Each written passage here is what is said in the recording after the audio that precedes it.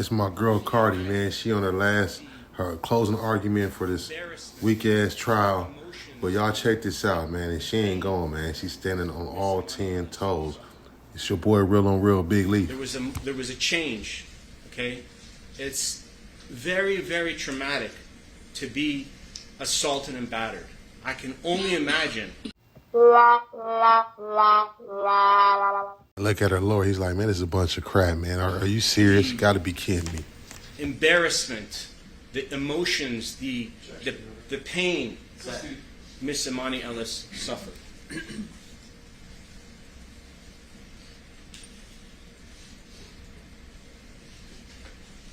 Now, in this case,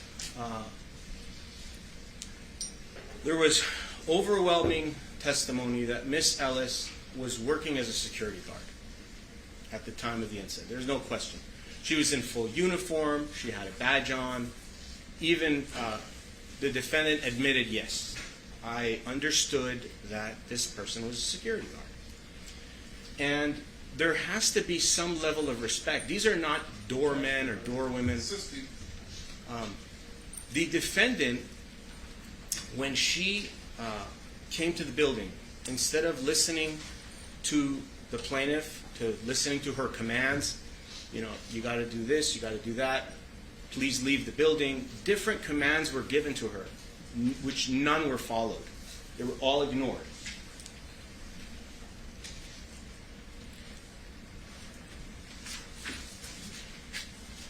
Instead, the defendant thought that, well,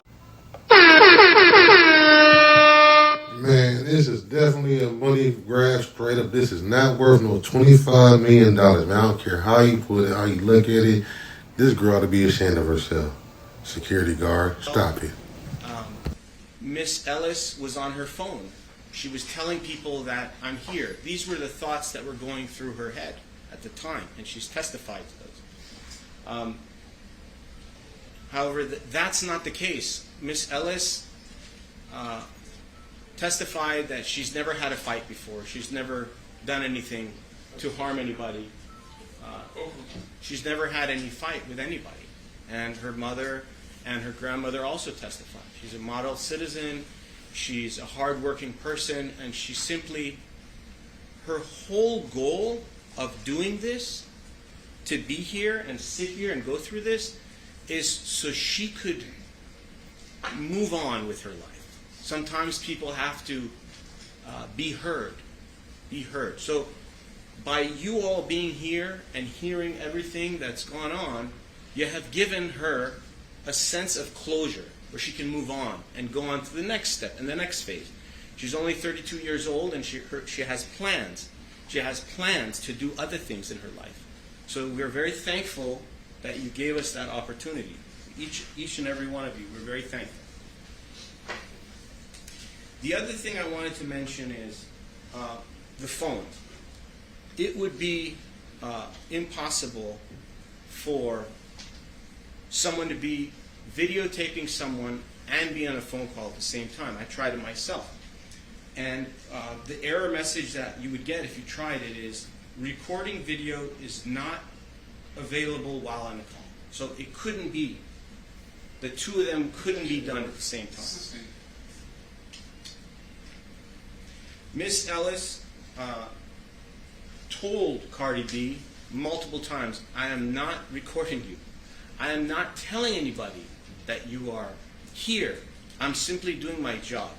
And instead of maybe agreeing or investigating further,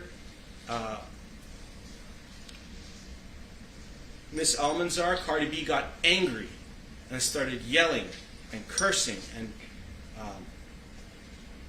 spitting on Miss Ellis and calling her different words, using the N-word to disrespect her, calling her the B-word, calling her fat, anything to try to trigger her and make her upset and embarrass her. Sometimes words are more painful than the physical. Yeah, I don't like this one. They're addressing this girl by her stage name, not her government name, and they're in court. So who's really being sued? I mean, we know it's not the person personal. It's actually the artist, the entertainer, Cardi B.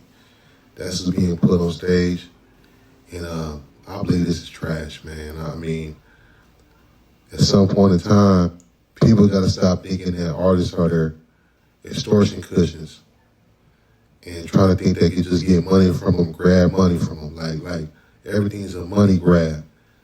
It's not even good enough. You're working for this artist, and then it's like you feel like you ain't paid enough or compensated enough, so you have to stage things to get what you feel is your value out of them. Man, that shit got to stop, man. What's going to happen is artists are going to start keeping their services in-house, family and friends, and taking it back to the basics. What's been going on is a lot of work that artists need done has been being outsourced to people that's not their family, not their friends. Maybe we got to start taking it back to the basics and only employing family and friends for lines of services, security work, transportation, anything that comes with being an artist that you may need assistance with. So we may need to consider that. But y'all let me know what y'all think. You know, I believe she's going to come out unscathed. I mean, like, this is not worth $25 million. It just really ain't. If this woman gets $25 million from Cardi B somehow, some way, there's some shit definitely going on in the system, which we already know there is, but it's going to be like really in front of her face. Like, you saying she scratched you and that's worth $25 million?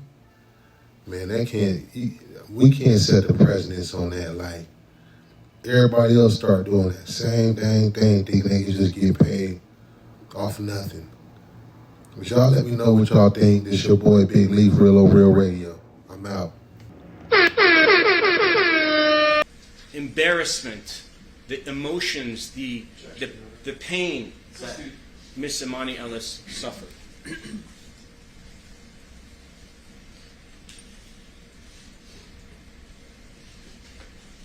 Now, in this case,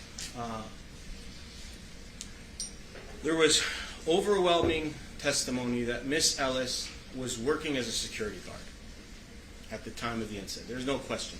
She was in full uniform. She had a badge on. Even the defendant admitted, yes, I understood that this person was a security guard. And there has to be some level of respect. These are not doormen or doorwomen. The defendant, when she came to the building, instead of listening to the plaintiff, to listening to her commands, you know, you got to do this, you got to do that, please leave the building, different commands were